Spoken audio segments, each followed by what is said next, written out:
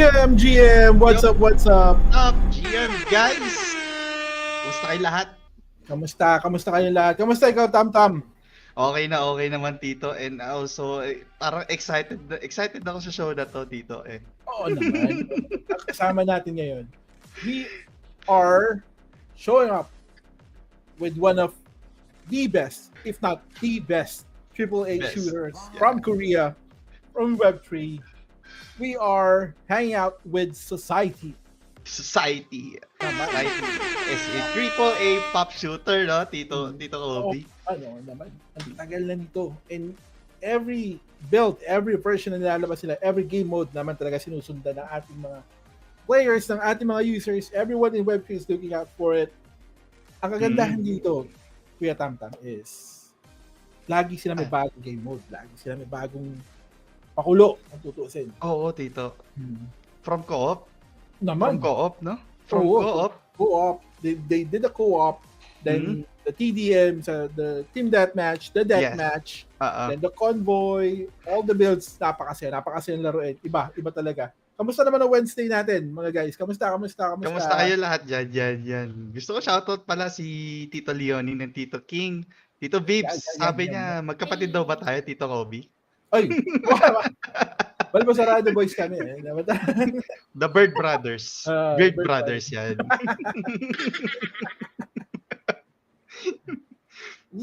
Tweeting ako pa rin yung mga NFTs ko sa society naman talaga. Kasi napaka-solid naman talaga kasi ng itsura nila, kung paano mo sila ginagamitin, the guns, everything. Ang nakakatuwa dito sa game nito, hindi talaga siya, walang dull moment dito eh. Lahat bakbakan. Sobrang bakbak. Ngayon. Lalo ngayon, Tito. Lalo ngayon. Oh, ano ba meron tayo ngayon, di ba? Meron tayong Guild Alliance Cup sa 23. Excited lahat. Excited lahat ng mga guilds na included.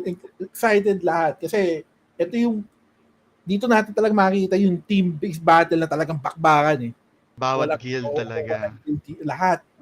Ang NFT Exit ba, mag-join dito? Tito, kita-kits sa finals. Yan. Pati yung Guild Joy Night Chat. Pasok dito kasi talagang nilaro namin to ever since naman talaga. Diba? Talaga excited ako kahit ako gusto ko mag-participate sa Guild Alliance Cup kasi yung bakan talaga between guilds also sa loob ng extraction nakaka-excite dito. Naman talaga. Lagi namin kayo nakikita NFT Exit pag nakita yung tropa yan. Kaya alam namin, eto na, bumabaril na. Eto na. Wala. Hiwalay talaga. Akala ko kakampi. Pero Guild Alliance Cup yun, the competitive show talaga ng isang YGG. The Guild Alliance Cup, talaga kaabangan yan. It's between camaraderie and competitiveness between the guilds na member ng Guild Alliance Cup of YGG. Alright, so hindi na natin patatagalin pa. Papakilala ko na yung guest natin for today. We have here Ryan, parang kilala siya so from the Society team. Their CM. Hey Ryan, what's up? What's up, Sir Ryan? What's up? GM, how is everyone? Good, very good. How about you, sir? Awesome. This is the final thing I do for my night today. So technically it's GN for me, but I'm looking forward to a great session with YGG Filipinas. I know you guys repped really hard in our recent pop extraction playtest, and I'm looking forward to awesome questions and just sort of getting a few updates and maybe a little bit of sneaky alpha. So looking forward to it, guys. We're up for it. Yes. Yeah. I'm so excited for that updates, Tito. No? We're here for the alpha. Yeah, we're here for the alpha leaks. Sorry. I'm sorry. All right. So, give us some details. What's the current update? What are we looking forward to this version or this build? So, Ryan. So, what we've been doing is, first of all, the team actually took a small break, a small rest after what was considerably a lot of hard work and a lot of long hours for the whole team. So we took a small moment to recharge and refresh. But we weren't silent. We had during that time surveys, player feedback sessions, we had community events. So we had things to keep everyone ticking over. What we've been doing since we've come back, is looking at what players told us during that playtest. Pinch points, pain points, improvement points. So we've got a lot of good data about how we can improve, not just on a technical level, which is our responsibility, but on a play and a feel level. You know, we had players telling us about how they felt that certain modes needed balancing, certain weapons were OP. So we're looking at the numbers. Is that a sentiment from players that matches the data that we actually got from the playing? You know, because I'm going to sit here as a very bad PvP player and say the sniper's OP, but no one We else in lost the you, community Saran? Hello? is. Hello? Anyway, Tito Kobe, ano, Yo. what I love here in the society kasi is every queries from the community is talagang naririnig nila and they're trying to Yeah, I think, yeah. hello? Hello? Yeah, I think we're having problems with Tam Tam. We can see him. Yep. All right. Okay, no problem. Yeah, Tam Tam's having some technical difficulties. I'll take over. Go on. Go ahead, Brian. What are you pertaining to in regards to those players that is having some issues with the guns, or like how skill issue will be a problem with those guns? So yeah, it's basically like just talking about how we were checking to see if the sentiment on certain weapons, certain licensing skills, does not match what we actually see from the data. Because the point of playtests is all about making sure everything is improved, and we improve not just like reliability, but enjoyment-wise. So we've been crunching player data. We just issued out over 900,000 NTX as rewards for player feedback. That went out a couple of days ago. And now we're beginning a lot more outreach with great communities for getting them into play, streaming sessions, AMA sessions, all the good stuff that lets us help talk about what we have to offer and what we're planning. Adding into that, we have in-game corporation, which is coming up soon, and we're going to be sort of drip feeding information about that. That's probably where some of those leaks are going to come from for you guys today. And this is a brand new system of ownership, not just of NFTs or game assets, but of the actual game itself. An interesting idea. We'll dig into it later, I'm sure. The team is also building on new game modes, new experiences, which we're aiming for a second playtest later in the year. I'm hearing rumblings of mid to late October potentially as the next time we'll have another large-scale playtest. And I'm sure we'll see lots of YGG Filipino players come through. Of course. Every gameplay, we will be there. Every time. If it's society, we'll be there. All right. So another question: which game modes are coming back, or like which game modes will be coming back? Because I'm just showing Tam Tam the previous version where Thor was part of the Actually, of the convoy map on the snow. That was the first version. That was the first build, right, Brian? Yeah. The original build way back when we had Thor, we had convoy mode, and we had classical deathmatch, team and solo. For this build, what we really wanted to do was focus in on the idea of what players could do in terms of earning NTX packs, earning weapons and wearables through competitive/collaborative play, because PvP in extraction mode also has a blend of PvE where there's mobs to kill to be rewarded too. Because playtests for us and spotlight tests are all about getting data on specific game modes. Hence why we kind of locked it a little bit more this most recent time. Upcoming, we do want to see that come all back. Early access is where absolutely everything that players have seen before will be open to be played. But rather than sort of releasing old content, we're always focusing on new content, new adjustments, new twists. Deathmatch, I would like to see it come back personally, because I know it's very enjoyable, it's good to play and shows off a lot of content for people. Yeah. So we are aware, but we're mostly focusing on that new balance mode and new experiences, because if we just keep serving up the same content, everyone will think, well, what have you been doing for the last couple months? You know, we got to show off the actual hard work. Of course. What about the we've been seeing it everywhere, like the companies or for the industries. Like we have surgeons, we have the other. what about those? What do they represent in society? So the corporations, the Corporation, in-game yeah. corporations, you're right. There's surgeons, there's global merch distributors, there's Yep. there's finance. We already gave hints of what they kind of do in-game. With surgeons, they were the gun and ammo seller. With Futures Edge Finance, they were helping convert your in-game NTX to on-chain NTX. Yeah. So these corporations serve valuable assets within the ecosystem and the game experience of society. The in-game corporation shares, the NFT, which is the next collection coming from society, is a way for you to trade in NTX for an ownership of these corporations. And that will unlock you dividends. If you own enough, you could even take over the corporation, rename it in your own name. You know, we'd end up with, instead of Surgeons, Kobe Streams, Gun Runners, whatever you want. Tam, you could take over Futures Edge Finance if you want. But it's all a way of getting you involved to have more control in the game, more rewards in the game through dividends of what players spend, and by allowing you to effectively have a greater control of those areas of games that players often are locked out from because they're normally just an NPC. It gets quite interesting when we have tournament modes and things like that coming, where you'll be able to get entrance to tournaments, or perhaps if you're a shareholder, you would automatically be entered.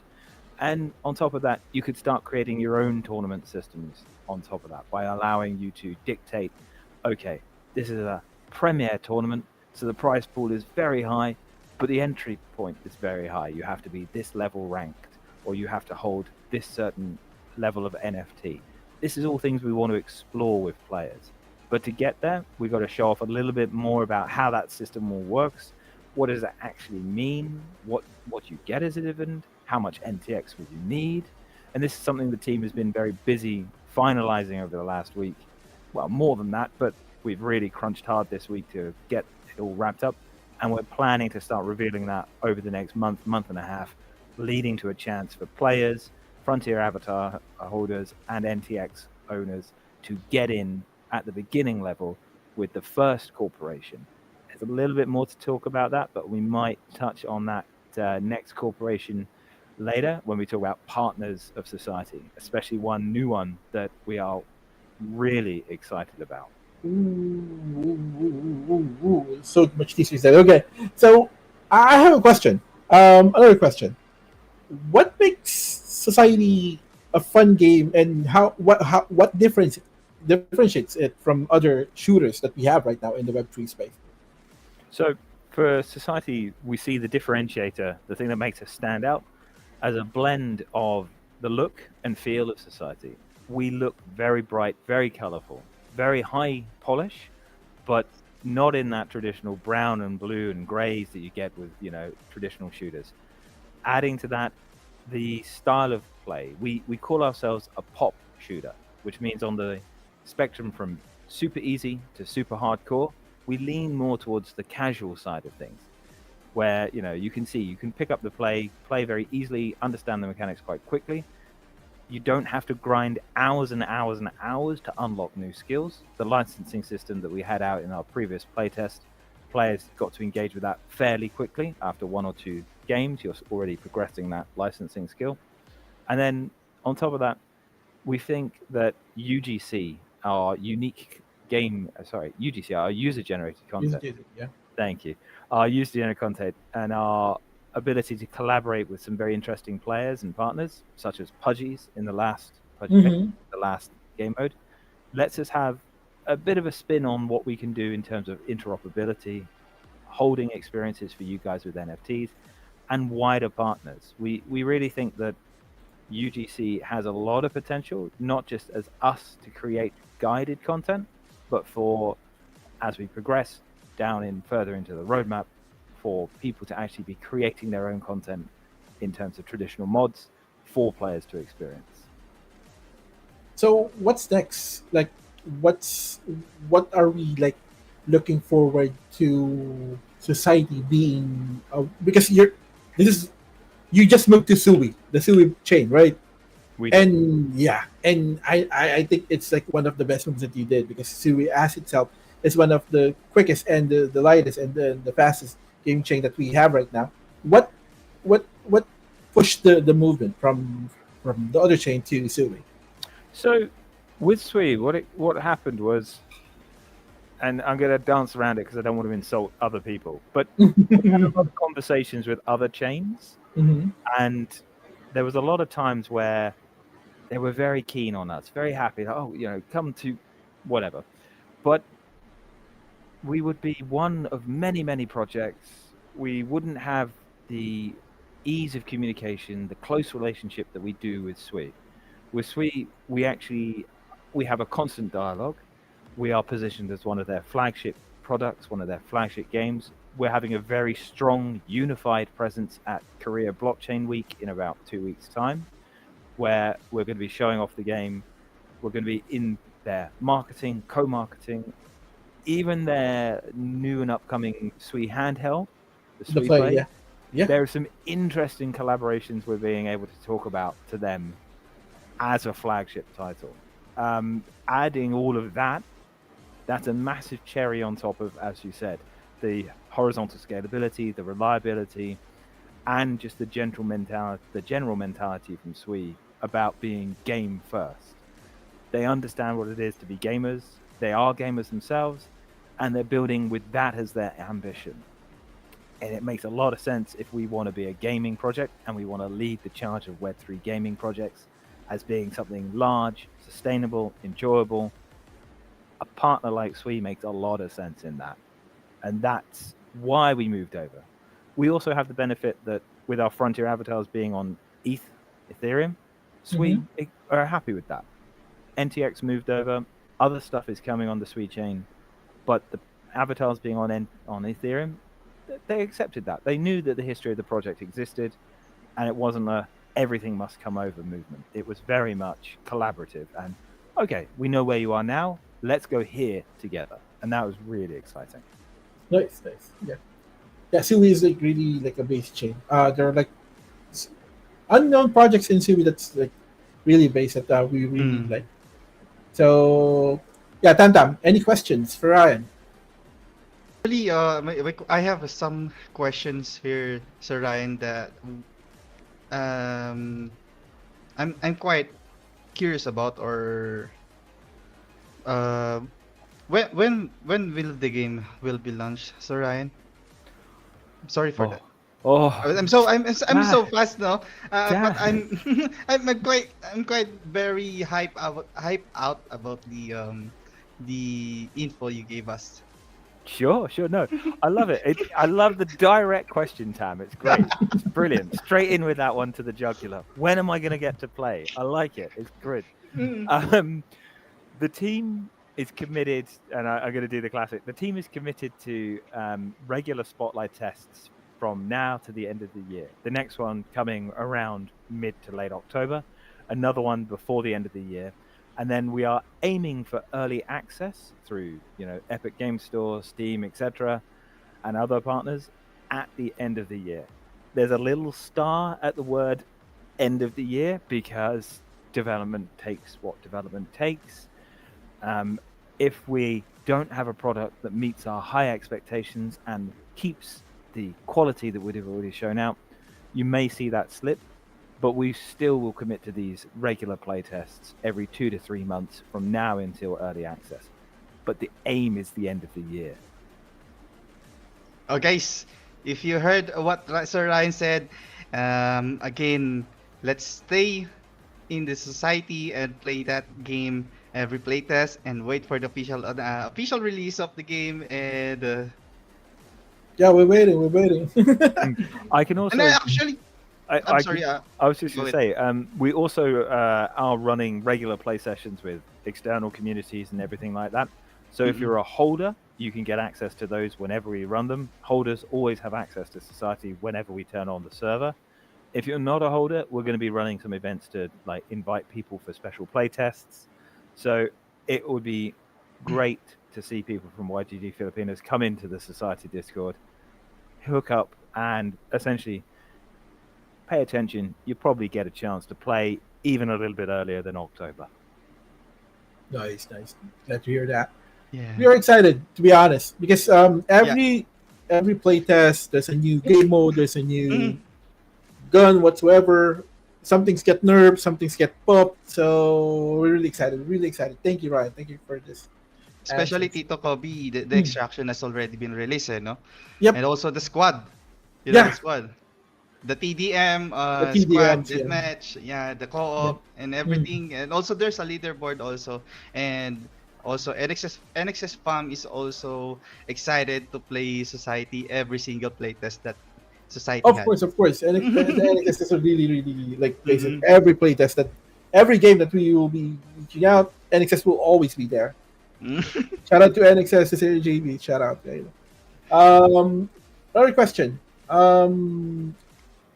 When that we have the we have the October playtest. We have the what's what can we expect on the like as we know there's another mint or another collection that will be coming out, Ryan. You know I'll be there. I'll be pushing your DMs for that. What can we expect with the new collection, the new NFT collection? It's that So the end game, right? it's not the and the that's the current thrust of Mm. the campaign for society, Mhm. because it's making good on the promises that we've talked about earlier in the life of the Mm. project, where we want to see players having ownership in unique and interesting ways. Mm. And one of those ways is in-game corporations. The Mm. idea that, when you buy guns, ammo, whatever from an NPC, why couldn't you as a player, as an owner, actually see a reward for that? And that's what in-game corporations started with, that question there. Why couldn't you as players have some level of control in this? So that's the thrust of the next, month and a half, 2 months. This first corporation launching is one where it's focused on wearables. And we're really excited to be able to tie in a partner of ours, an upcoming to be announced partner, which we can't speak on the exact name, but they are a leading fashion brand. They are Oh, wearables, connected to wearables. And we've got some interesting ways where we think that this corporation and the products that we're able to offer with that corporation or that partner is basically it's interesting, exciting, and appealing because it would really help cement the idea of what we're talking about. It's a very clear goal. I have to really be careful here. I'm trying to make sure I don't say the wrong words and not release too much because I will get in trouble. But very much looking forward to the in-game corporations. From here to the mint, we have to get across exactly how they're going to work. What does it mean for you guys to own one? What rewards do you get? When do you get them? How much do you need to get your hands on one? When will the mint happen? All of that kind of decent stuff. That'll be the next thrust of us, making sure that's coming out. I have a question. Another question. What about the avatars, the founders' avatars, or the actual collection, the playable avatars right now? Are we done with the collection, or is there like another batch coming out? So the wide collection of Frontier avatars is capped to 5K. But if you go and look out on the market, there's only 3,900 odd that are actually minted. Mm-mm. Those that aren't minted, we have a small mint coming up at the end of the month as prize fulfillment for the Extraction Spotlight playtest, where people that were non-holders were winning themselves mints. So a small number being minted there. And the rest will be used as we activate more engagement activities, things like wish listing, campaigns, other spotlight tests. So again, we're trying to reinforce this idea of being rewarded for play and being rewarded for what you do. So think of it as little and often rather than suddenly another 1,000 coming onto the marketplace. It's more controlled, more about activity, more about rewards for players. That's nice to hear. To be honest, like there's like really a little number of games that actually do that. It's either they come up with like everything, then just like sleep on it, but not like society that we're still waiting for like the next big launch and the next big thing that you'll be coming out with. Like every other build or version that's coming out, every playtest, we are surprised at which game mode we'll be playing, or which, like, what's the next play mode that you had the Pudgy Penguins for the Squid Games. What's next? Is there like any other collaborative game modes that we'll be looking out for? So for the dev design team, the game design team actually were meeting about like finalizing their we call them milestones. So that's basically the next month and a half to 2 months work. They had that meeting, I think it was Monday. And one of the core things that they wanted to get across was refinement and improvement to the extraction mode. So that means the extraction mode would be coming back, but with adjustments. Things of like team composition, a dedicated proper matchmaking facility, things that actually skill balance. Because we had a lot of good feedback about, wanting to make that more fair. So we want to prove that we can do that. There's, a battle royale mode is being talked about and being sort of planned. Dev life is difficult. Will we release something that's like broken and unpolished? No. So committing to that, I have to make sure I'm just saying this is what we're exploring. And I personally would love to see some more deathmatch maps come out. Yeah. That's something I'm asking for. I have to trust my much more intelligent game designers, game programmers to actually make that happen. There's a reason why I'm community. I couldn't program to save my life, so I have to trust them when they plan out what can and can't be done. But committed to definitely improving the extraction mode, refining it, and at least 1 or 2 potential new sneaky updates, and some proof of concept of these more in-game corporations as well. Right. Okay. Yeah, I was talking to King Edge I think a week ago about with what happened with the death match. If we were planning for like a new map or whatsoever, we were like we're just like talking about what would you suggest? What would you like if you'll be asked to like create a map for like a death match or a game mode? For you, Ryan, what should be the next game mode? Right? What if you'll be asked to like come up with your own game mode? What should be like? What type of? For me, what I would like to see is more proof of our support play mechanics. So we had 2 licenses in extraction mode. One was Striker, the other was Guardian. And they were very, very self-focused. What I would like to see is when we had the convoy mode, we had ability for you to throw down turrets, heal your fellow players. What I want to see is that coming out in a mode which shows off that side of things, where I can contribute a lot more to the team. I'm not the best DPS dealer, I'm not the best damage dealer, but I can play a pretty decent support. That's normally what I do in games. Current extraction mode, I can't really do that because it's all about me. Even the team mode, I can't sort of show off, hey, I'm the healer, people stick close to me, pin up, stuff like that. So that's the kind of mode I want to see us actually flesh that out into a more competitive version of it.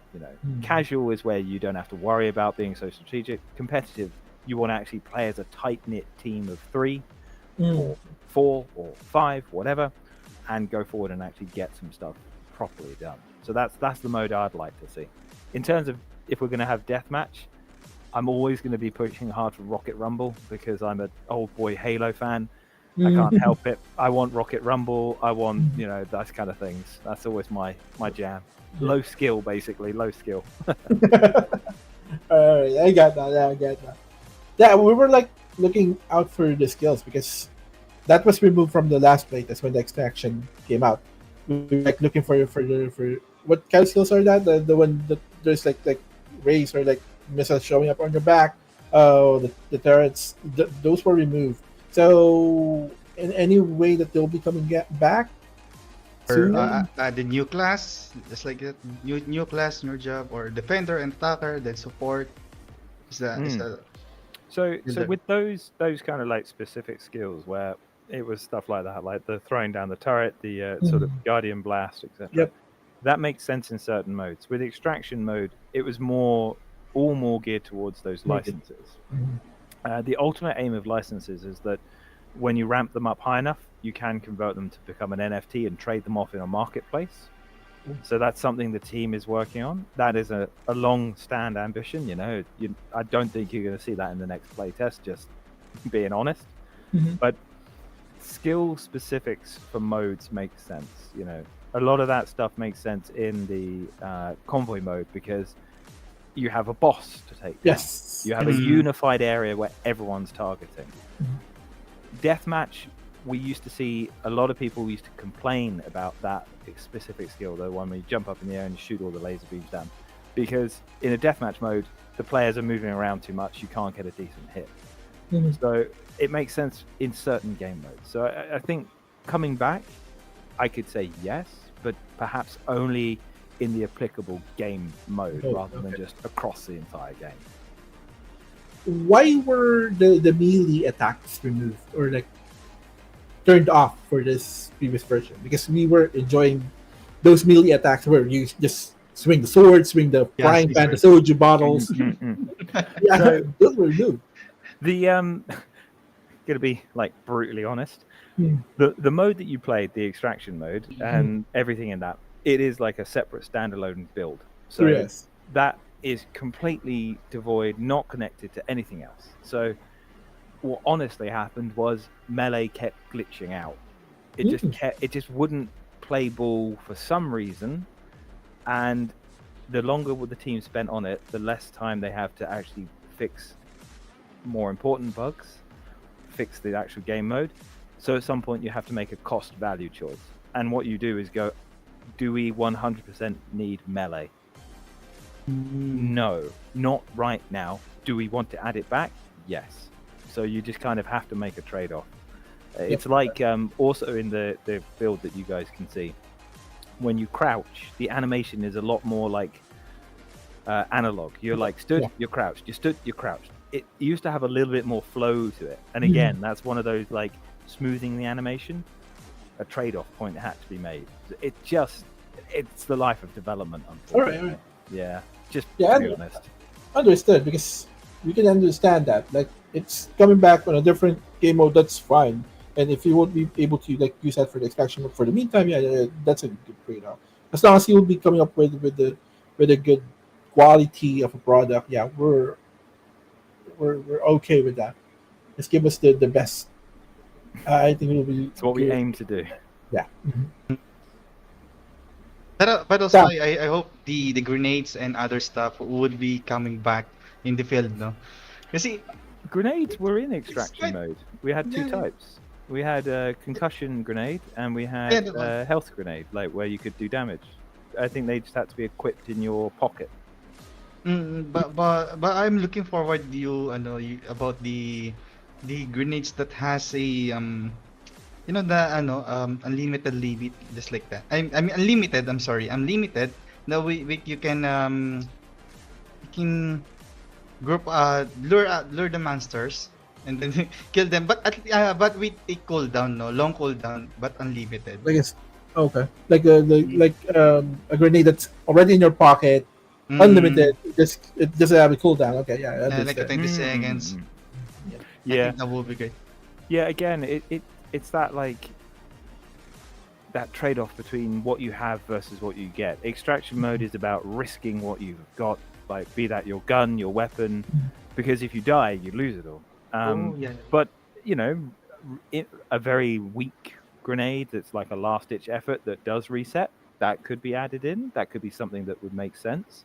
It makes sense in certain game modes, as I said, but yeah, I appreciate the feedback.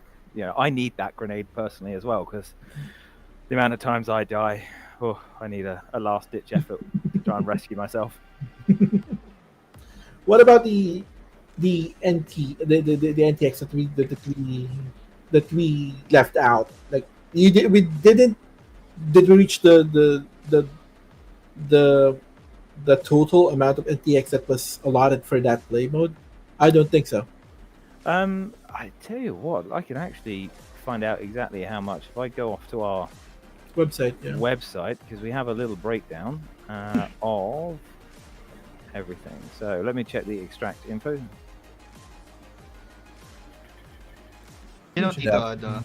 what I love the society is when there's some queries or feedbacks from the community, they always, they always put it in their report that we could that you can that the developer team is trying to fix that problem.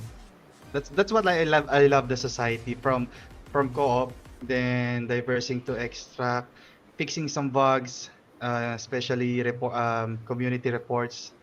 That's what I love about Oh, society. those community reports were really useful because the Mm, whole point of testing isn't to say, hey, this game is finished and perfect. It's to say, we've done a lot of hard work on this game. We think this bit and this bit is good.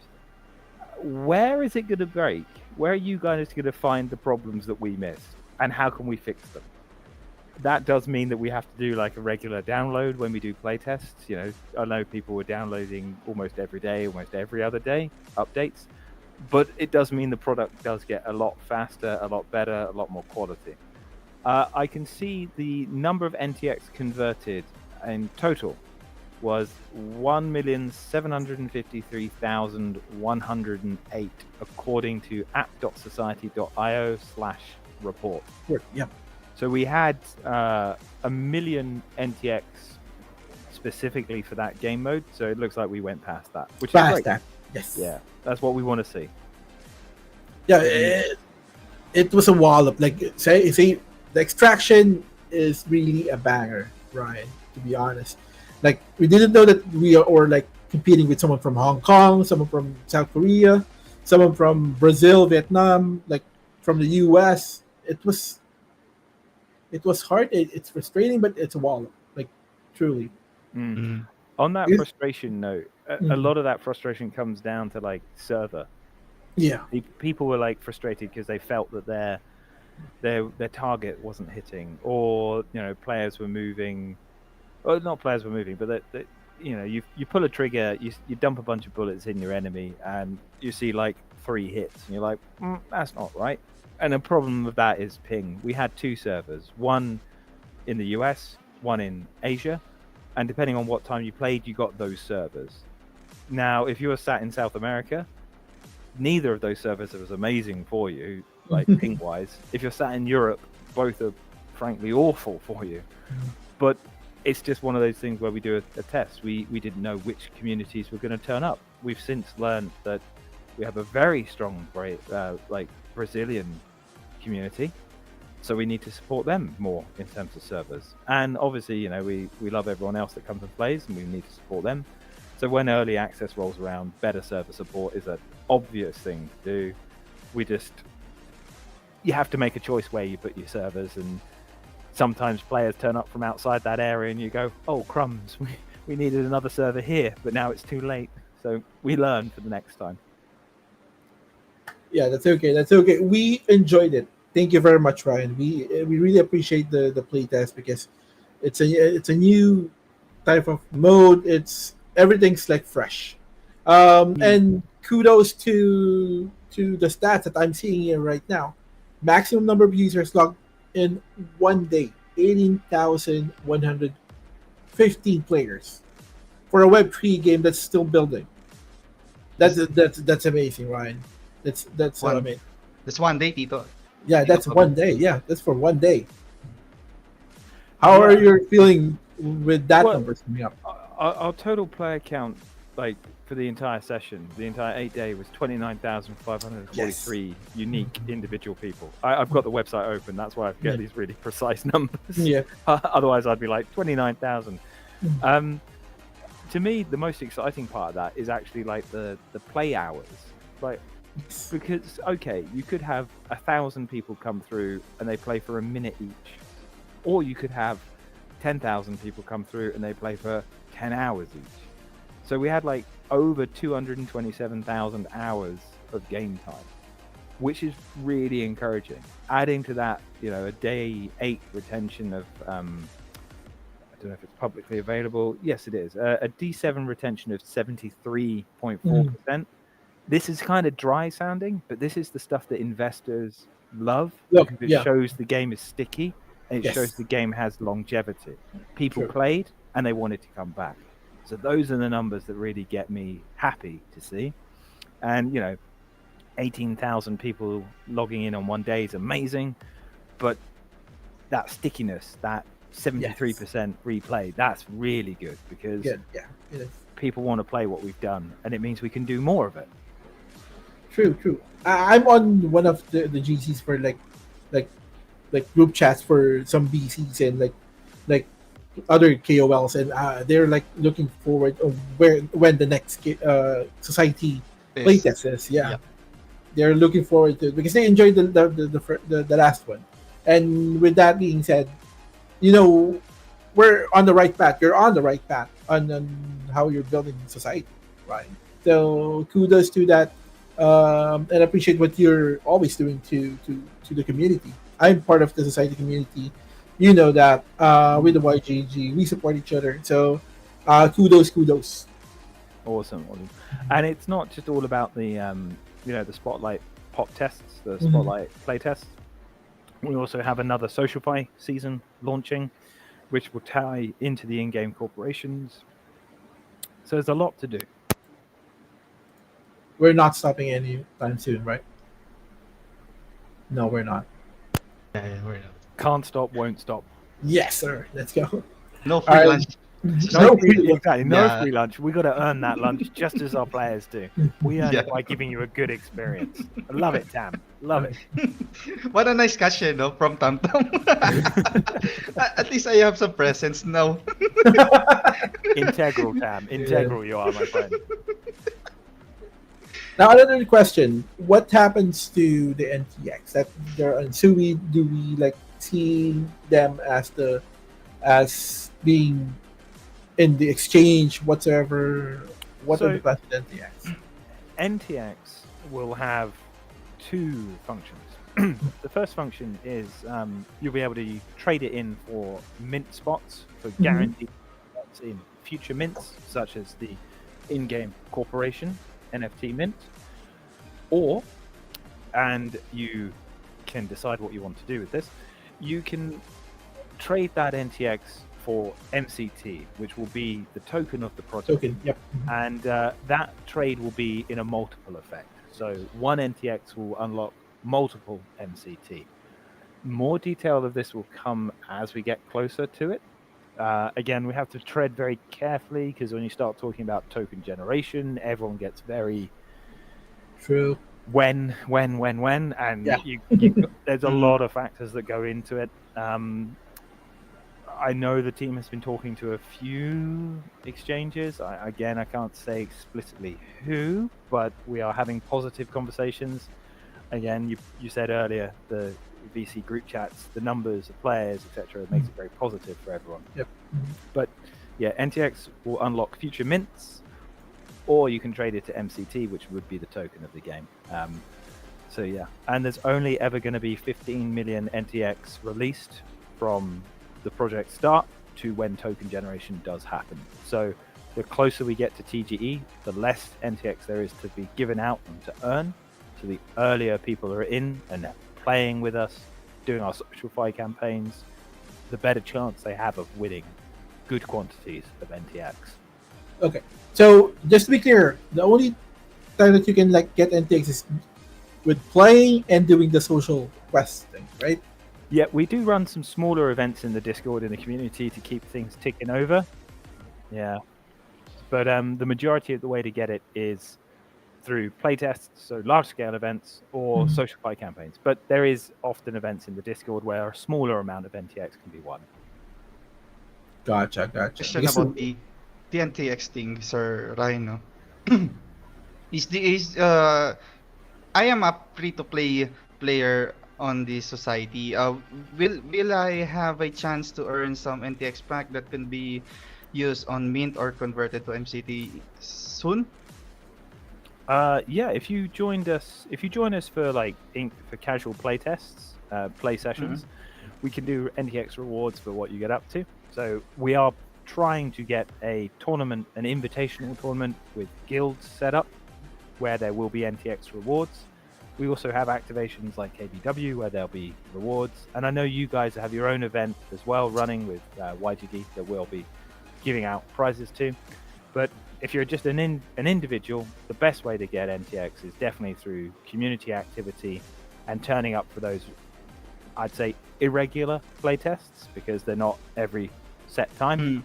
And then when the big playtest comes along, the spotlight test, that's when you know you've got a real chance of getting NTX. So when will the big playtest will come, Sir Ryan? No? The next plan is to have the next spotlight playtest in October, mid to late October. Again, so guys, Tam, good questions. Always getting the good stuff from me. So guys, October, there will be a big playtest on the Society. Stay tuned for that one. And since so free to play is allowed to to earn or some whitelist about the main thing, right? Definitely, yeah. we obviously have a duty to look after our holders, but you do need to grow a community and have a sustained wide community. Games like ours live and die on communities and player base. So true. So were you join? Did you join the Society Discord? Like when they're doing like playtest there, you can actually win NTX just by tuning in. I remember that, Ryan. Like last time we were like doing the playtest while you're showing off the new build. You were like raffling out NTX. Like just by doing that, be present in the Discord, you giving out NTX, showing up your love for the community. That's really awesome. Yeah, it's useful because we're able to show off new development, and as we show off that new development, why not be celebrating it by rewarding? Again, it's only small amounts of NTX, but it's just a little extra, a cherry, a way of celebrating. Hey, look at this cool animation the team have come up with. Look at this cool gun that they've designed. Look at them together, and off we go. True. We're excited for the next coming up on October. Last week of October, right? Okay. That's the aim.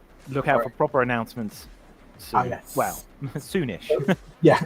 So notice on their Society socials. Anything else, Tam? Not quite, but I would like to ask if there will be since the players can get the NTX pack, the coins or the equipment from the extraction zone, will there be an in-game marketplace for players to trade or swap the equipments? Yeah, it's one of the things the team works back and forth on, like because the big picture is there's going to be guns, wearables, licenses, as you said, tokens, coins, whatever, resources in the game. It makes a lot of sense to let you be able to trade them back and forth. What shape that takes, I can't say right now. I know we have plans for a trading system for the in-game corporation. I know that is being planned, where you'll be able to trade and see sort of the average price of the share and be able to go, okay, the shares are selling at this price, so I'm going to snipe in and try and get any low offers, or I'm going to make a high offer and grab a bunch. So we're playing with that kind of idea, which is like a very traditional sort of stock exchange-esque marketplace for in-game corporations. In-game items, a player marketplace makes sense. How it shapes up, I don't know. I'm excited to find out myself. Or in maybe a follow-up question, will there be also an NFT equipment or guns that can be used inside the game? That's an ambition, yeah. NFT guns, licenses, etc. will be usable in game. Yeah. We have to find out how it goes though, because that's the plan. How it becomes real, I'm looking forward to finding out. All right. Thank you for that good question, Tam. With that being said, appreciate all the info, all the leaks, Ryan. Guys, Ryan from Society. Ryan from Society. Thank you very much for giving us some time for all the info. Looking forward for the next playtest. We're excited on what will be happening on Friday. The Guild Alliance Cup will be representing Society. We will be playing Society with the YGG fam. Yeah. Ryan, thank you very much for your time. Thank you so much, Sir Ryan. No worries, guys. Great to be here tonight. Looking forward to more sessions as we progress. All right. Thank you so much. And also, we'll be having a community game, right, Tito Kobe? Yes, we will be having the Together We Play segment. We'll be pushing on with, I think we'll be having with Mau-sama? Yeah, it's a Mau-sama itself. All right. Grabe. All right. Pero Tagalog? pwede na siguro. Yes! Yes! Yes! Pwede na mag-Tagalog. Alright. So, wait lang, Tam. Wait lang, sige. Oh, Gap. Gap. Tapos na si Gap. Ayan. Meron tayo, ilang araw na lang. Siguro, meron na tayo 7 days na lang. 7 Yes, days nakapagsalita na rin ako. Sarap. Guys, tapusin nyo na yung Gap. Hanggang 28 na lang. There's still time for you to accomplish the Gap quest. Meron pang mga question na kaya natin tapusin within that time. Yung accomplish yung Gap onboarding quest. That's a must. That's a must. Yung the Gap onboarding quest, yung YGG PH quest na pwede nyo makuha sa quest board natin. Yan. May also, may mga pamigay dyan, Tito Kobe. Oo naman. Kung may gusto kong info dyan, no? And also, ini-invite din namin kung sino yung mga players out there dyan na mahilig sa games. Yan, nakapag-English na rin ako. Putek. Sabihin nyo naman kasi, nakikita nyo naman yung ginagawang outreach na ating mga guilds, ng ating mga partners, na they're bringing Gap to the people. And hands down ako sa ginawa niya. Yung ginawa niya onboarding, meron kayong ginawa sa NXS na, diba? Hands down ako dyan. Kasi you're bringing the Gap to the people na alam naman natin na kaya nilang tapusin, kaya nilang gawin, kaya nilang accomplish, at kaya nilang kumita ng konti with Gap. And yun naman kailangan natin gawin. Ipaliwanag natin, ilapit natin sa mga tao kung ano yung benefits of Web3 and crypto in general. Alright, so we're moving up to the TWP. Nandiyan naman Sir Mau. Pero before that yata, Tito Kobe, we will having some commercial, no? Oh naman, sige, walang problema. Commercial, let's go. Right back. You'll be right back.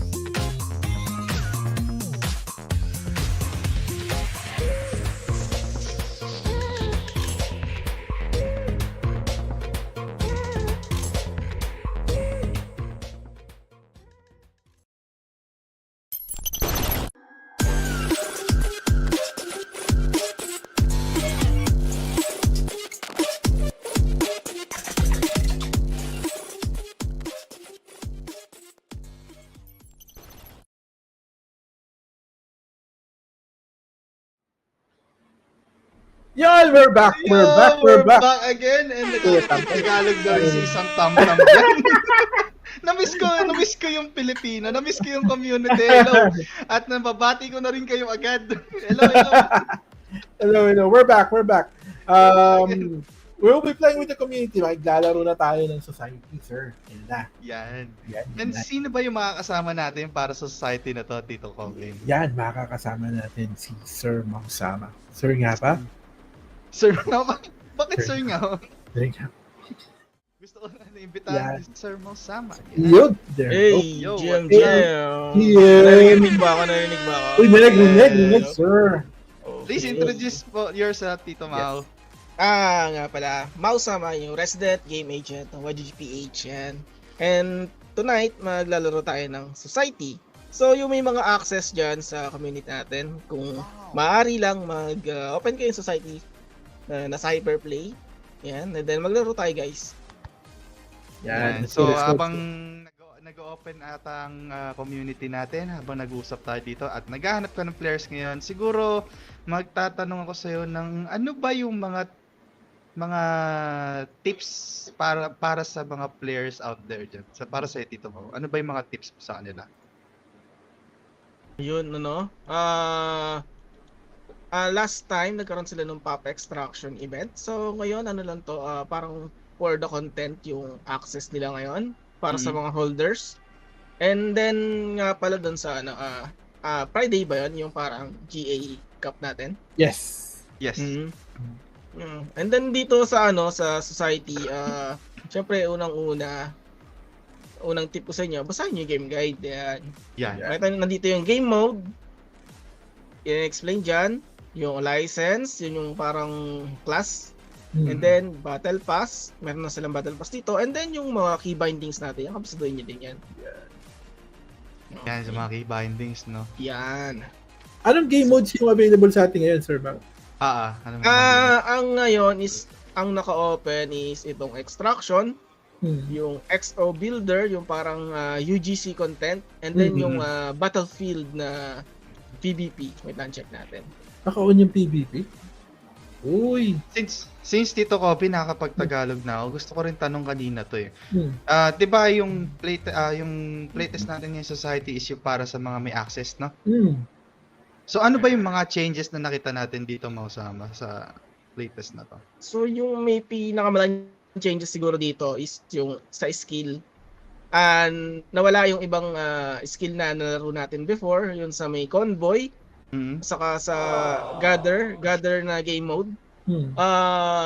Yung ikaw mismo yung namimili na skill, wala siyang skill na binded or hindi siya yung ikaw mismo yung namimili, may free will ka na mamili. Ngayon kasi yung license niya, yung tinatawag na license, andyan, mamimili ka ng class. And then, yung class na to, may specific skills sila na wala dun sa kabila. Yeah. And then, yung nga pala, nag-wipe sila nung last playtest. So, lahat balik na naman na level 1. Level 1. So, basically, Striker and Guardian, more like parang attack and defend, no? Hello? Defensive yung Guardian. And then offensive. Yung Guardian, defense focus siya. And then, Striker, attack focus. Ang available game mo lang pala itong firing range, yung training, para matest mo yung ibang barrel. Tapos itong XO builder. Yan, yung UGC content ng Pudgy Penguins. And then yung instruction mode. So yung ito yung mga squad and solo, no. So feeling ko medyo na-excite din ako dito, Tito Kobe, about sa Guy Cup natin, no. Oo. Biyernes na yan, bakbakan na naman yan. Oo, bakbakan na naman yan. So yan, may mga players na. Teka lang, chat natin. Siguro may tips ka ba dyan, Tito Mau, about sa if striker player ka, may tips ka ba sa kanila? If guardian player ka naman, baka may tips ka rin para sa mga guardian player. Kasi alam ko both class if iba ang playstyle nila, di ba? Iba. In my own opinion, I think kung solo player ka, wala ka nung ka-team or hindi ka maglalaro sa team play, I think mag-focus ka lang sa striker. Kasi syempre, mas marami kang madi-dish out na damage pagka ito yung gamit mo. Kaysa sa guardian ka, mahina yung damage mo, and then wala ka namang pinoprotect, sarili mo lang. So mas maganda kung solo play ka, I think mag-striker ka muna. And then sa team play, maganda yung merong guardian para ma-save mo yung mga yung ka-team mo. Pero nakita ko, naalala ko dyan sa strikers yan sa guardian. Meron, hindi lang siya straightforward na kung ano yung meron din siyang tulad yan, may dalawang option din yan eh. Yung sa top tsaka yung sa baba. Kung beginner class ka, Tito Mau, ano yung sa tingin mo mas magandang path na kunin nila dyan? Yung nasa taas ba or nasa baba? Depende sa sa playstyle mo. Kung last pop extraction, kung ang target mo is yung mga box lang. And then I think mas mag-focus ka sa mobility dito sa baba. Ayan. Mas mabilis yung movement speed mo, ay mabilis sa mga kagalaw. And then yung box lang yung target mo. Kasama kasi sa leaderboard yun eh. Kung ano naman ang kailangan mo is yung kill quest o kaya naman yung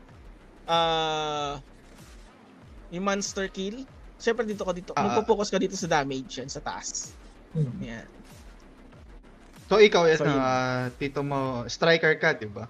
So ano yung build mo in the future if ever na magkaroon to ulit ng playtest or ngayon, kahit ngayon? Ano magiging build mo? Sa Sabado. I think sa akin kung sa Friday yan. Magre-reset yata ulit sila sa Friday. Yun ang pagkakaya. Reset na naman. So, back to zero tayo. Unahan na naman magkaroon ng mga skills. So, I think kung kung parang default na level 1 lahat, wala ka masyado mapipili dito eh. Wala pa tayong info tungkol doon sa GII Cup. So, I think wala sila masyadong pagpipilian. So, ito lang sila. May stack up lang sila sa ganitong skill. Pero kung meron silang event na extraction ulit, kasi ako honestly hindi naman ako ganun kahusay sa FPS game. So I think mas priority ko yung mga box na kill ng box and then be safe lang. Para mas marami akong makuha na box. Legit yan. Kasi nalala ko last extraction, namamatay pa nga ako sa monsters. Pag malapit ako dun, yung extraction point, malapit sa monsters. Nagtitrigger, nalala ko siya, kinwestiyon ko pa sa Discord nila, na pag malapit ka sa natitrigger pala yung monster sa atakihin ka, nag-auto, parang nagiging aggressive sila. Nagtatawag pa sila eh. Ang mahirap pa dun yung sumasabog. Talagang ang bilis niya. Yung pintal ganun. Wala kang mobility, abutan ka nung sabog niya. Dalawa pa naman lagi yan, magkakasama sila. Tapos yung missile. Isa pa yan, yung mga malalaki. And maraming players teka lang. Naalala niyo ba yung mga drops na first, yung kulay pula? Yung mga dragon. Yung ilalagay mo dun sa convoy. Yung dragon tsaka yung itong drop yung nakaraan na extraction. Nakakuha ba kayo sa box ng mga first na items? Yung dragon, para siyang statue ng dragon, statue ng hindi ko nakita yun. Meron nun. Yung tanong namin, ano use case? Nakuha lang namin siya eh. Shinare ko siya sa isang post ko sa Twitter. Nakakuha ko nun. Ang sagot lang sa amin, soon. Kaya medyo soon. Nakip kaya yan sa inventory? Feeling ko hindi. Kung nag-reset kasi sila. Na-wipe siya eh. Wala yung save ko. At least merong idea na meron nun. Ano yung kaya yun? Parang tinanong ko kanina, Tam-Tam. Hindi, tinatanong, umalis ko si Sir Ryan. Kasi hindi na makapag-English kanina eh. Bago ko nga accept tong tinanong ko muna, English yan ba to? Sinagot naman ako ni Direk na, hindi doon ka sa Tagalog. Pero di ba? If you're given na player ka na shooter, napakagandang entry game ng Xociety para sa napaka-basic. Mamimilihan ka dito eh. Pwedeng PvE, pwedeng player versus player. So nasa sayo. Ayun, tama. Chinat ko yung build ko. Naghihintay lang pala ng tao. Nandiyan na yata lahat. Papasok. Ang dami na nila Bakbakan na naman. Tsaka excited din pala ako dito. Tatagal kaya ako ng 5 minutes dito. Ayan na. Ay, tumunog na yung bell, guys. Pero excited ako sa pagbabalik din ng convoy or co-op. Kasi nandun yung essence ng teamwork pang kung paano papatay yung marami kong game mode na gusto ibalik. Tulad ng pinag-usapan natin yung una game mode, yung kay Sitor nasa convoy, tapos yung dragon, ang gusto kong makita, to be honest, yung dragon na nandun sa open map. Kung nasan yung last Sitor, yung desert map, Yung desert map. Doon mo ilagay kasi high mobility yung dragon eh. Mas mabilis siya kaysa kay Thor. Isipin mo na lang kung si Thor gumagapang doon, yung dragon na ilagay mo doon, na mabilis. Di ba? Takbuhan niya, kagulo yun. Talaga. Kagulo yun. Tapos may dive siya. May dive yun. Tapos nag-iiwan pa nung parang sumasabog na itlog yun, di ba? Itlog. Yun yung ano, yung mga what if that, tsaka katulad yan, pag nagkaroon ng UGC ang ano, if ever na magkaroon tayo ng capability na gumawa ng game mode natin, when the corporate patch comes in, sana mga ganun, meron tayong option na ganun. Siguro, mag-start na. Ayun na. Pero mag-start na tayo dito. Ngayon, since mag-start tayo, Tito Mau, no, ano ba yung tricks mo naman pagdating sa field na? Yan ang gusto kong malaman. Ang king gameplay ko dito, tago muna ako, tapos abang-abang lang. So guys, yung mga nakikinig sa atin ngayon, abang-abang lang. Kulay green. Hold upper mode tayo, hold upper. Ito na si Sir AC. Ayun na, ito si Celestial. Ito guys, etong batang to. Kasi dalawa yung yung pop extraction quest before. Dalawang time slot. So merong 9 AM, meron din 8 PM. So kung hindi ko kayang gumising ng ganun kaagi, kasi normally ang gising ko hapon na mga 6, 7. Etong batang to, dalawang time slot yung pinapasukan niya para makahabol siya sa leaderboard. Yan. Solid. Talaga naman ko yung mag-commitment. Oo. Tito Mau, isa ka rin ba sa mga player na limbawa yung campers, yung nag-aabang sa extraction, o may sarili kang playbook doon? Tanong ko lang.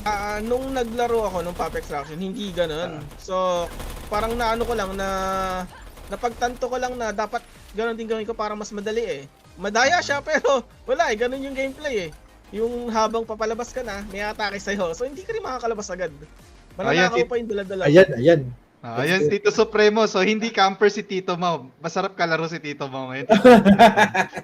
Sabi ni Juro Jean, comsat daw sa live. Kung comsatan ka daw sa live, Tito Mau, payag ka ba lang? Mahirap ka. Walang indication sa map to solo to eh. Feeling ko hindi gagana dito yung sinasabi ni Tito Mau sama na magtatago lang siya, tapos tamang abang lang siya ng kalaban, tapos kukunin niya lang yung mga gamit, no? Hindi, feeling ko hindi rin gagana yung kukomsatan siya. Pero kung makikita niyo dito, ito yung mga mobs, ito yung mga inuuna mo ngayon, Tito Mau. Para makakuha ko ng mga barrel kung sakali, may ibang guns. Sa may loot din palang guns to, Tito Kobe, ano? Meron dyan. Uy, what happened? What happened? Mukhang na tayo. Nag-restart yung game. Siguro tinamaan ng sniper to. Tinamaan ng sniper to. Restart. So lahat kami na-restart. Teka lang, gawa ko character na iba para hindi halata na kulay-kulay sa akin. Naku, ikaw pa na DC. Hindi lahat daw. Lahat. So, ito yung para sa mga exclusive sa mga NFT holders ba? Tama ba, Tito Mau? Or mga may access talaga ng inside the game? Sa ngayon, NFT holders, saka yung binigyan ng special access sa GIA Cup. Ayan, kung sino yung mga magpa-participate ng GIA Cup, no? Ng GIA Cup? Yan. Magkakaroon sila ng access in-game. Practice na to, kung tutusin. Practice. Nahanda na ba yung guild? Yung GG's, Tito Kobe? Handa na. Siguro handa na rin yung iba nakikinig sa atin ngayon. Pinapanood na nila ngayon si Mau para magkaroon sa idea para mahuli si Mau. Ang galing ko yung mga parang may intense habang pinapanood nila si Tito Mau, no? Na nararamdaman nila yung init. Siguro kasi malapit na nga talaga yung Guy Cup eh. Dito pa nagtatago si Tito Mau. Dito pa nalag. Siyempre, ang ganda ng graphics ng Society. Talagang smooth siya. Tsaka hindi siya ganun, hindi siya ganun may kasakit sa no? Hindi siya ganun kasakit sa GPU no? Hindi naman masyado. Makakalaro naman kahit mga lumang GPU. Hindi rin siya maraming hindi rin maraming particles ba yun na alam mo yun, yung nakakabother pagka naglalaro ka ng isang TPS. Yun basta yung mga nakakalag na yung nakakalag. Talagang straight lang. Pag nagkakita, bakbakan na lang agad talaga, tapos pagalingan na lang mag-dash or parang off-drop ang yung lilipad. Meron ba kayong mga, pala tanong ko, meron ba kayong mga ka-guildmates na ano? Hindi, huwag nyo na pangalanan na. Pero, di ba, nung naalala nyo nung huling extraction, pag naka-squad kayo, yung maraming dahilan pag napapatay sila. Or... meron. Paano dahilan yun? Ay, nag-lag, mga ganyan. Oo, nag-lag. Ay, Bruh. Nag-reload. Ang lag naman ng game. Lalo na, yung ang dami mo nang hawak sa backpack mo. Di ba? Tapos mapapatay pa. Hindi ka na supportahan. Oo, ang sakit ng sa puso doon. Bigla ka tumamat. Ipapalabas ka na talaga, tapos may nakaabang. Yun nga yun. Ito mo, yung loaded na yung pack mo, tapos biglang lalapit sa iyo yung may pasabog sa ulo na kambal. Yun, yari ka talaga. Minsan nung last, itong previous playtest dito, Kobe, pagka nakita ko na kalaban, ba't hindi tumatama? Yun. Yun yung paliwanag nila before kasi nga may dalawang playtest. Yung isa US nga, yun yung meron tayong problema sa hit marks natin. Pero meron talaga? Meron talaga. Tapos meron yung isa na parang napaka-smooth naman kasi nawala yung community ko na sa Nightshade na eto okay kami sa ganitong time. Tapos kaya yung iba hindi na naglalaro. Pero katulad ni ano pa nito yung kanina si Celeste na naglalaro parehas. Meron din kaming ganun. Meron din kaming ganun. Tapos yung yung todo great sa society. Legit naman talaga kasi kung ikaw yung nandun, titignan mo yung experience kung nasan ka at kung sino kalaban mo. Kung makakalaban mo taga-US, iba yung style nila, yung mga Pinoy, yung nasa time zone mo, syempre ganun eh. Yun yung ano doon. Skills. Pero kahit lag yun talaga, may skill issue rin talaga kahit hindi sila lag or lag sila talagang sobrang competitive ng laro na to. Siya nga pala yung yung hindi natin natanong din kay Sir Ryan, yung mamimint ng mga nag-top, yung corpse yata yung pangalan ng NFT na yun. Hindi natin natanong din. Meron ako doon. Number 2. Meron ka na din? May na ba yun? Na re-reveal na? Wala pa. Hinihintay. Yun yung tanong ko nung nakaraan sa kanya. Pati sa Discord. Di sana nagkaroon ako ng presence kanina, tito mo. So ano yung corpse pala yun? Para siya, in-game na NFT siya eh. So, meron yung every sa leaderboards, tawag sa ganun, every participating sa leaderboard. Yun nandun. Every category, yun. Mo? Yeah. Yung mga nag-top dun sa category. Sa category na yun. Yung automatic top 5, meron silang mint doon. Tapos, may raffle na 10 doon sa top 50 from 6 to 50 yata. Yun yung marami rin silang doon. Tapos then, the NTX, dahil nga, hinintay natin kung ano mangyayari, where we're given the information nga na magiging MCT siya, tapos pwede mo siya pang trade sa mint, sa whitelist, di ba? Yun yung doon. Yun yung hintayin rin natin na ibigay sa atin na information. Na sana naklaro sa atin. Doon ako next time. Kasi, go ahead, Tito. Share ko lang yung yung parang naglaging ka ng straight na 8 days. Yun. May mga nakukuha rin yun. Uy, may tao, takbo! Yeah! Nag-solo ka ba? Tito Mau? Solo play kami. Kasi konti lang yung naglalaro ngayon. So, kailangan solo muna. May kalaban dito. Kung mayayari na agad tayo. Ano pa lang? Ilang minuto na ba? Parang 3 minutes pa lang Napaka-content talaga. Napaka-content talaga natin mga players. Ayun na.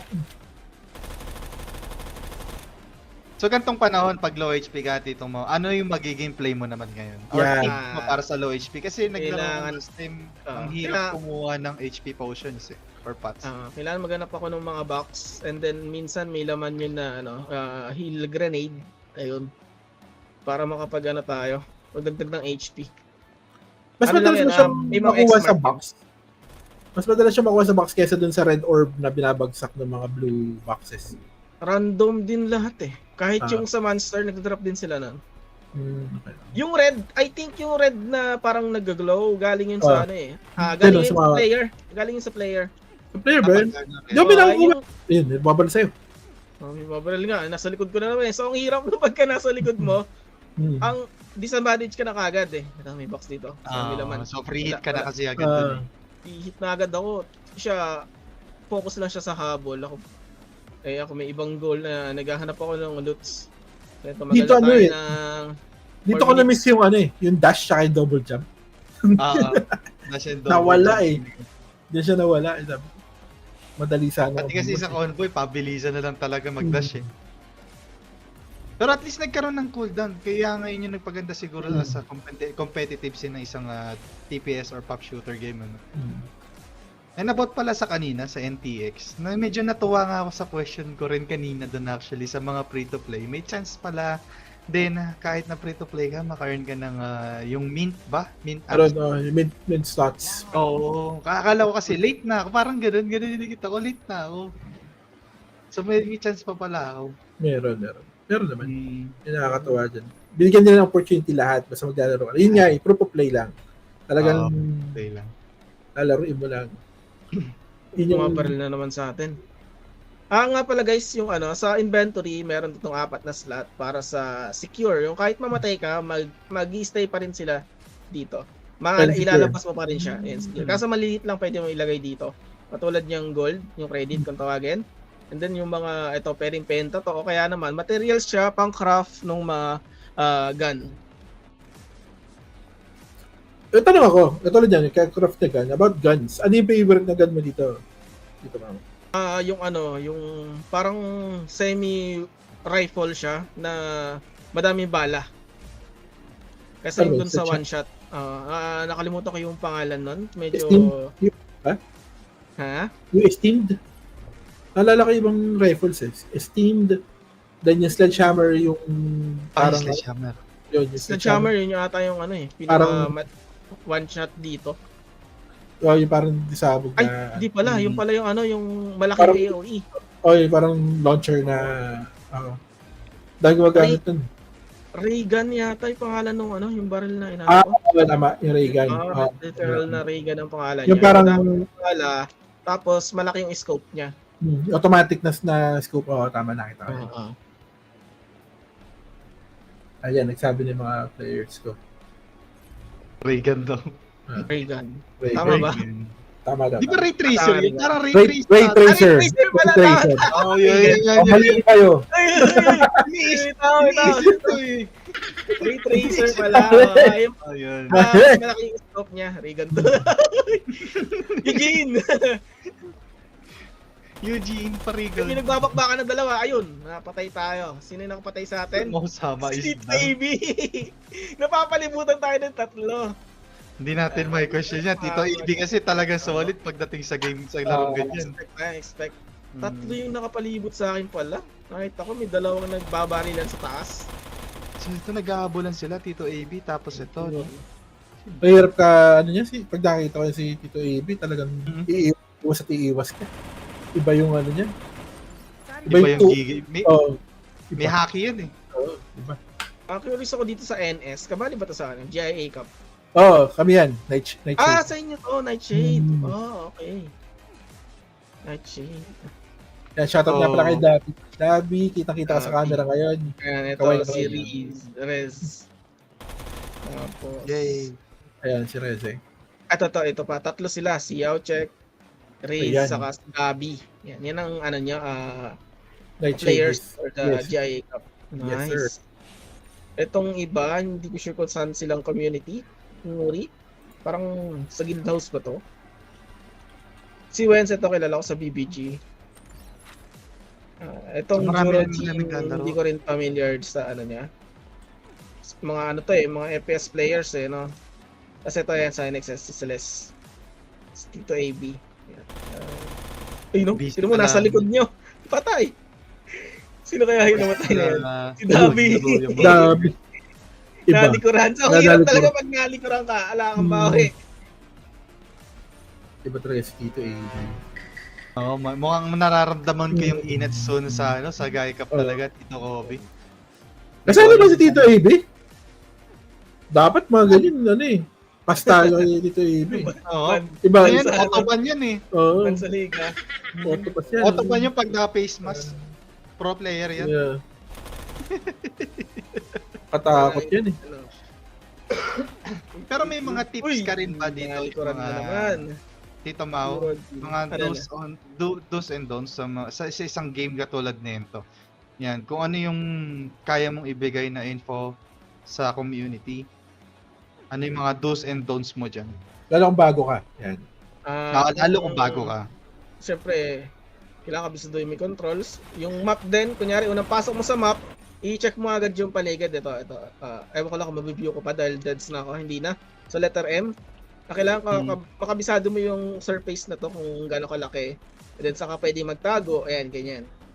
Kasi kung bago ka, syempre, hindi mo pa kabisado yung lugar eh. Uy, may bagong monster. Sa lahat ng mga bago dyan, ganyan to. Tapos, focus ka lang sa isang license o yung class.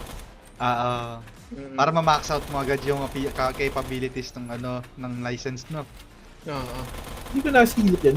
Binalik pala nila yung spiders from convoy. Oo. Papunta dyan. Ay, spiders. Wala to last time eh. Ang sakit din niya kasi long range yun. Ang layo ng range niya. Hindi Ayan, dito tinawag nakalabang yan, yan last time. Ano ba last time? Nakalabang ko siya last time yung spider na malaki. Ito? Wala, parang hindi ko ito napansin no. Pilit Nakita ko ko lang patayin. puro reptile na monster. Pinilit ko siyang patayin ng tagal tapos ang end drop lang NTX packet tsaka coins. Ayun no, yung red na yun, nalalaglag din sa box. Kaya yun yung tanong ko kayo. Ano nilalaglag din na red dyan? Parang galing sa tao yan eh, kanina.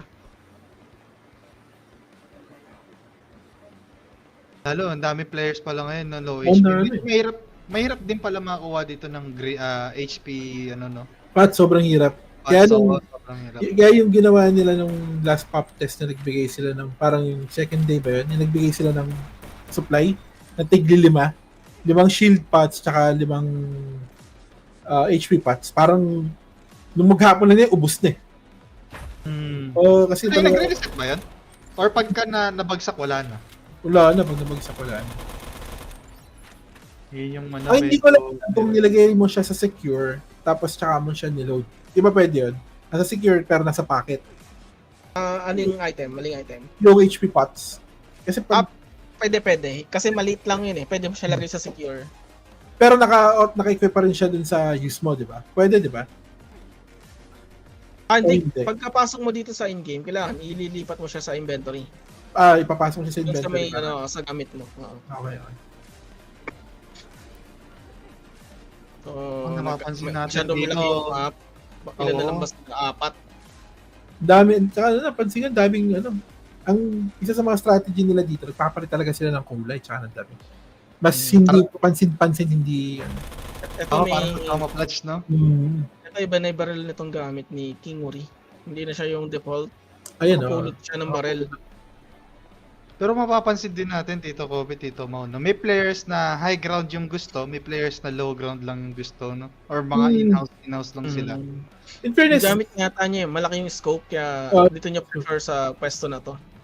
pero in fairness compared sa mga different sa mga shooters mayroong certain difficulty ang pag-snipe dito sa sa society. Napansin niyo ba yan? Hindi siya yung basta pumasok lang sa line of sight mo, barrel. Merong delay eh. May delay siyang yun yung pansin ko eh. Hindi ka basta pwedeng mag-snipe lang tapos hindi siya kumakagat basta-basta eh. Siguro mayroong Para may bullet travel, para meron para meron. Para may bullet travel talaga. Pero which is parang magiging maganda rin. Successful extraction systems. Medyo masakit ba dito ang isang sniper pagdating sa sa society?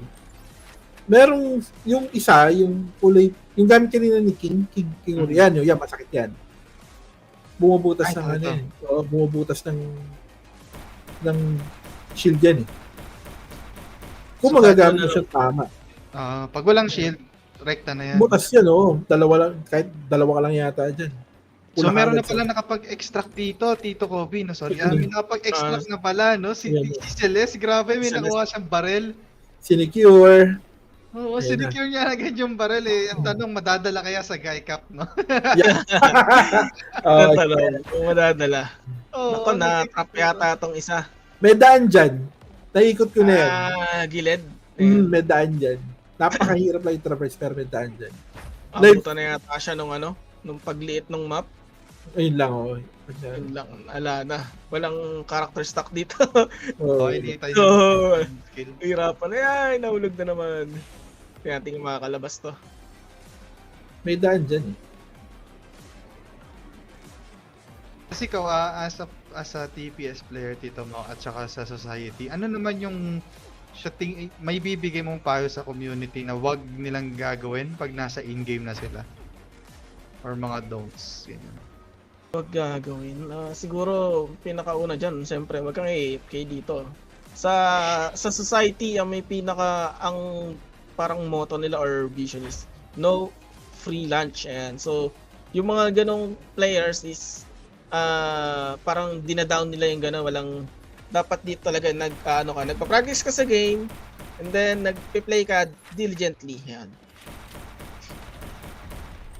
Ikaw, para sa iyo, Mau. Oh. Ano yung masasabi mo na difference ni society sa ibang shooters na meron tayo ngayon sa web? Kasi parang sobrang repetitive ng ibang game ngayon, puro battle royale. Puro ganun siya, puro ganun yung nilalabas. Sa society kasi parang may different touch talaga dito eh. Napaka ng mga different game modes sila, ilang inaano ko lang. Pero pag talagang naumay ka sa isa, tipat ka muna sa isa. Tapos pag magyayay tropa sa ganito, di ba, panik ka. Ganun lang naman yun. Oo. Tapos yung UGC pa, pag nag-open nyo, pwede kang gumawa ng sarili mong map. Yun yung hinihintay natin. Paglabas daw ng mga corporates. Tapos ito pala, may tanong ako.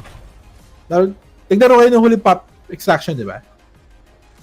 Yes. Ilan yung nakuha yung NTX? Ako mga nasa 60 lang din ako kasi parang 2 days ko lang nilaro dito. Ikaw, Tito Mau? Ako, busy ako noon that time eh. Ang nakuha lang ata 1.5. 1.5? Oo, 1.5. Pero yung per pasok mo, yung per session mo ng extraction, nakakailan ka? Yun yung kasi may average mo. Kung unang naglalaro, parang hindi pa nila nababago yung settings. Hindi mo pwede pagpatungin yung yung MTX. Parang puno agad yung yung inventory. Konti lang siya nalalabas yung mga 3 to 4 ganon. Tapos nagkaroon sila ng update, pwede mo siya pagpatungin. Umabot na ng 30 plus, ganyan. 30 plus NTX per session? As 1.5 yung nakuha mong NTX? Paldo. 1.5. Mas malaki yung sa iba. Paldo. Busy ka pa nun, Tito Mau, no? Busy pa siya. Oo, busy pa. Ikaw ba, Tito Kobe? Mababa lang, para mga nasa 600 lang. Yung overall na? Overall na yun, oo. Tapos meron ako na-miss na 2 araw yata. Pero hindi ko in-expect na kayang pala maglabas mga 30. Pero nagkaroon na ng update nun eh. Ang pinag-anuhan ko nun, yung credits, yung coin. Yung pinag-ipunan. Yun ang pinag-ipunan ko kasi napansin ko, ito yung pinakamarami. Tapos nandun siya sa leaderboard. Sabi ko, ba't hindi na lang ito yung focus ko? Yun ang ginawa ko. May leaderboard din pala sa coins. Meron, sa credits meron. Dami leaderboard. Monster kill, credit score, yung cube na blue. Pati yung cube, I think 5 yan eh. Yung mga non-holders yata yung solo kills, saka team kills, yun. So may in-announce si Tito AB, So sa GIA daw, talagang default lang gagamitin niya. Tapos last man standing. Ayan. So, this will be a naked match, guys. Teka, default lang gagamitin niya o default lang gagamitin natin lahat? Lahat ng GIA. Parang gusto mo i-nerf si Tito AB, parang kailangan talaga i-nerf si Tito AB. Diba? So, naked match na mangyayari dito sa Guy Cup natin, no? Anong game mode daw? May sinabi na ba silang game mode? Oo nga, no? I think sa solo to. Kasi solo yan. Wala siyang team play. Parang last man standing lang. Okay. Sino talaga matira at wala mag-extract. Pag nag-extract ka, GG ka. Pero ano ba siya? Isang match lang? Or paano kaya? Team by team ang call out naman nila, di ba? Yung pointing system, kung siguro magkakaroon pa tayo ng updates yan in the coming days. Yes, sir. Sa pa yun sa na-excite din pala ako sa sinabi ni Sir Ryan kanina is about sa mga tournament na meron silang plano about doon. Paano sila mag-held ng tournament. Kasi parang ngayon hindi yata yung magandang mangyayari pag nasa isang competitive scene ka na. Lalo society, maganda kasi. Competitive talaga tong society kasi may extraction, may PvP, may convoy, lahat nandyan eh. Parang ngayon yung nakakaabang-abang din. May mga interview, di ba? Yung hinihintay ko, yun yung actually tinanong ko before kasi parang at the time na lumabas tong bago mag-extraction, di ba, lahat tayo nakapush sa TDM noon, yung dalawang tore, di ba? Alala niyo yun, right? Nang inaano ko doon, tinanong ko sila if ever na meron bang spectator mode. Wala pa eh. Sabi nila gano'n, wala pa. Sayang ka kasi parang napakadali na mag-held ng tournament kung meron. Kahit yung katulad nung kanina, di ba, nung namatay si Tito Mau, na nakakapag-switch siya over ng ng view ng quad ng mga spectating mode. So, kung meron lang sana ng ganun, wala daw. Ay lang. Baka siguro papasok si Tito AD tapos papapatay na lang muna siya. Diba, ganun eh. Hindi natin magkakaroon din siguro. Ang dami natin players in fairness eh.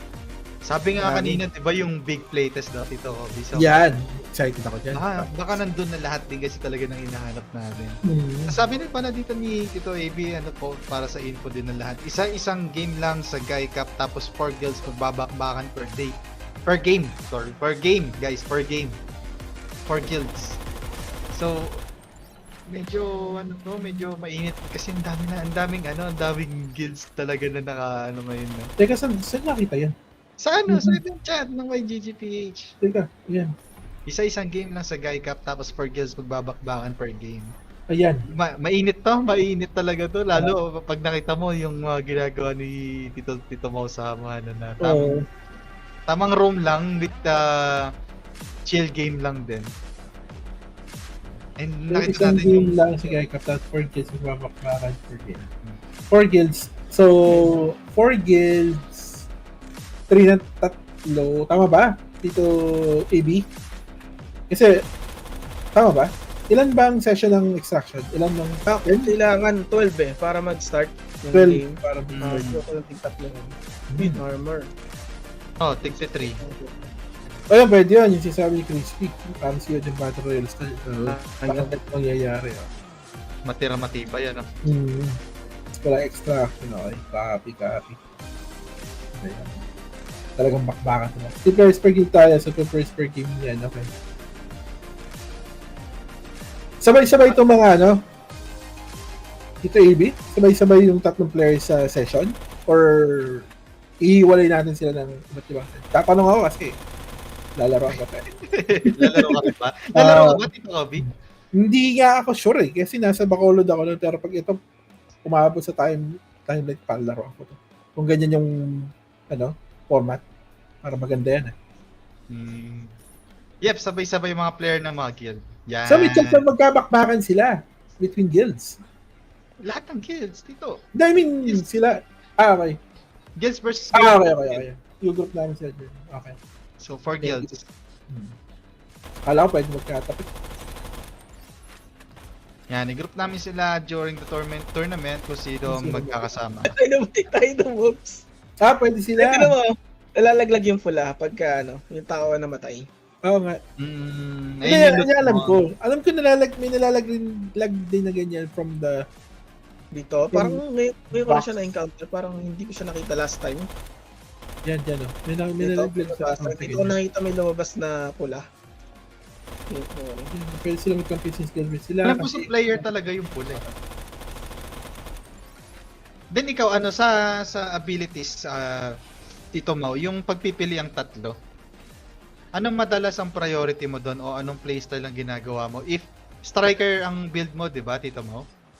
Striker. Then sa pagpipilian kada level up mo dito sa extraction zone, ano yung madalas na priority mo? Ano ka ba?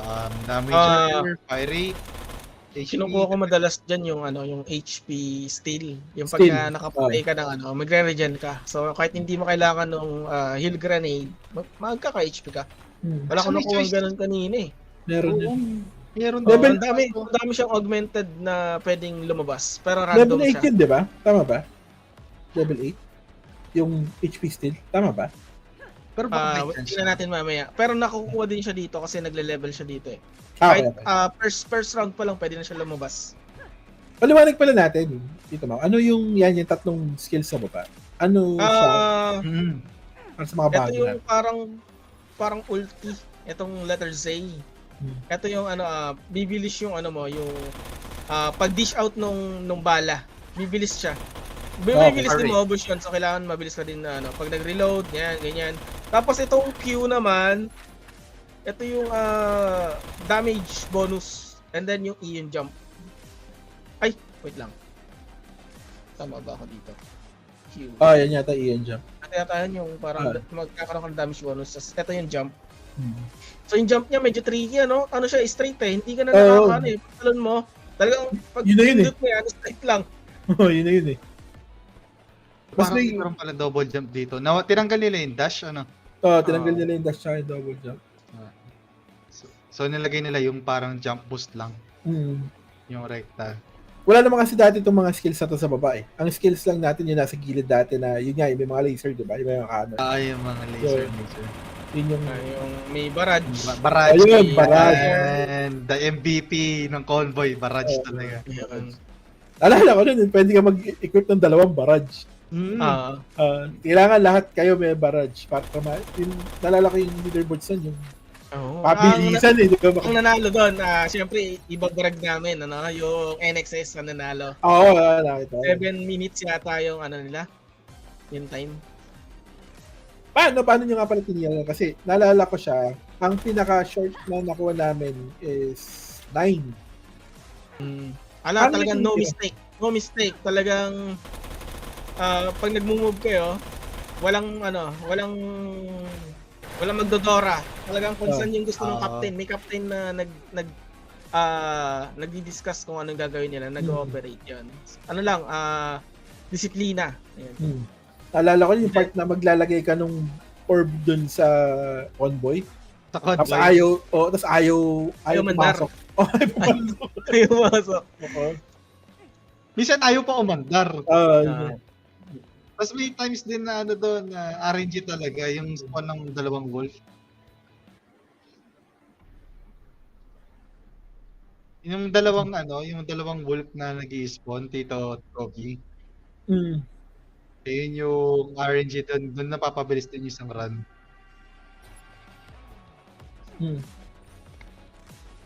Kaya nakakasabik din yung araw na yun na pagka maganda talaga yung spawn rate at saka yung flow ng yung pagsalpak mo ng energy ball ba yun sa convoy? Pag angkas mo, aandar na agad. Ayun yung good run at sinasabi namin doon nung araw. Nakaka-bad trip pag nagkatulakan at dun sa convoy. Di ba pag di bumilis? Nagkahulugan. Pero ayun yung may good thing din yung pag may nahulog na isa, nakakahabol siya, nakaka-advance pa siya sa pinakauna. Yun yung daan sa kanan eh, di ba? Isang dire-diretso sa kanan, in case na mahulog. Pero na-excite effort eh. Narinig ko nga yung playtest ulit ng Xociety. May bagong game mode nga ulit. Ayan, sa October. Talagang lalo competitive na kasi PBE lang, co-op. Ito ray tracer yata yung gamit niya. Patingin. Anong kulay niya? Green? Yung kulay gray. Ayan, ray tracer. Ray tracer. Ayan, naku, sa gilid.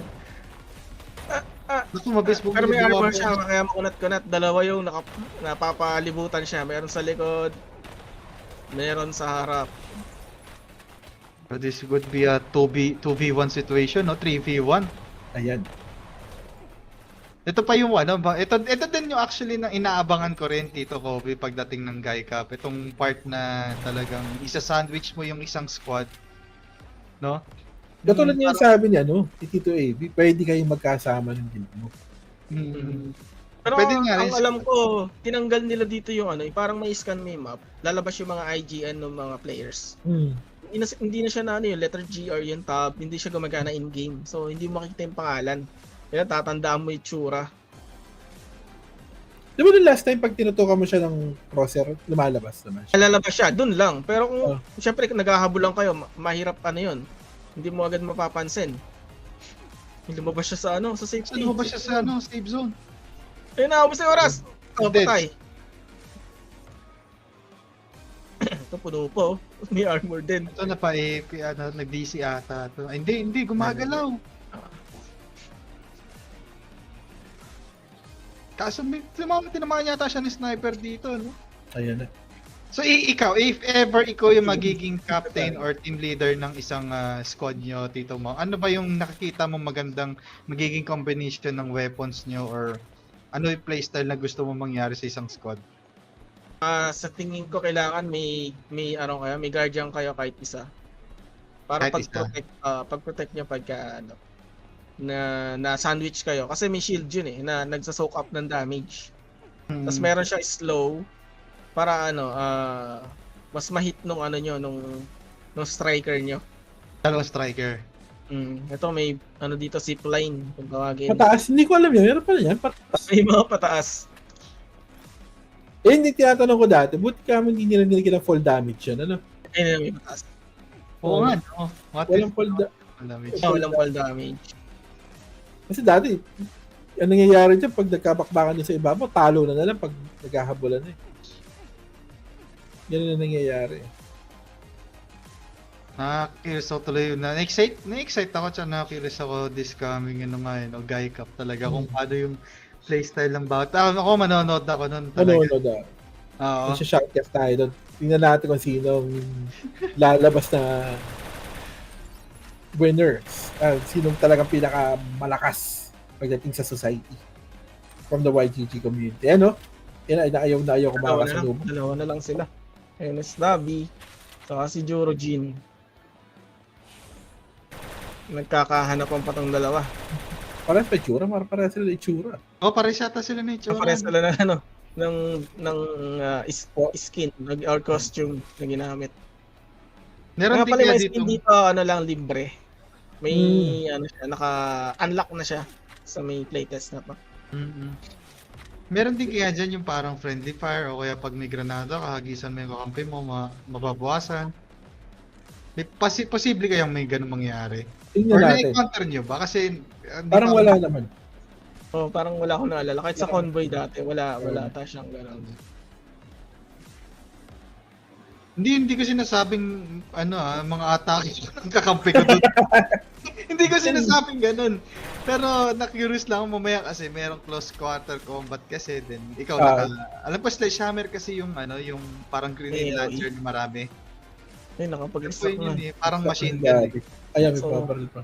Ito maganda yung wala nang kalaban. So pwede ka pang mag-roam sa map tapos magkuha ka pa ng ng mga nung pop extraction yan, NTX yan. Kuha ka pa. Kasi wala ka nang kalaban dito oras na lang. Ganyan din yung ginagawa ko ng tago-tago. Okay.